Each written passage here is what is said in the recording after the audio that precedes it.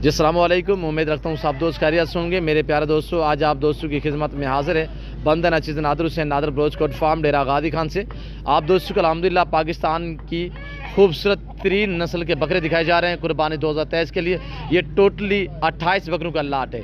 इनकी उम्र 11, 12, 13 महीने इनकी एज है, साल से ऊपर वाले हैं और प्राइस इनकी इंतहाई मुनासिब है। वीडियो को लाइक शेयर फॉलो करें तो इंशाल्लाह पूरी मालूमात आप दोस्तों को इसी वीडियो में मिलेगी। ये टोटली कितने 28 पीस हैं। प्राइस इनकी 30,000 के हिसाब से। उम्र 11, 12, 13 महीने है और लाइव में वज़न 50 से 52 kg, 48, 50, 55 kg लाइव में वज़न है। अल्लाह पाक ने ऐसी नायाब नस्ल से पाकिस्तान को नवाजा है मेरे दोस्तों। ये देखिएगा मेरे दोस्तों, बेहतरीन बकरे। प्राइस सिर्फ 30,000 के हिसाब से। लोकेशन डेरा गादी खान है। वीडियो को लाइक शेयर फॉलो करते जाए मेरे दोस्तों। और ये देखिए बाकमाल लाजवाब जानवर। फिर वक्त मैं आप दोस्त से इजाज़त चाहता हूँ, तो मिलता हूँ जल्द अगले वीडियो में। सो दीजिए इजाज़त, अपना ख्याल रखिएगा, दुआ में याद रखिएगा।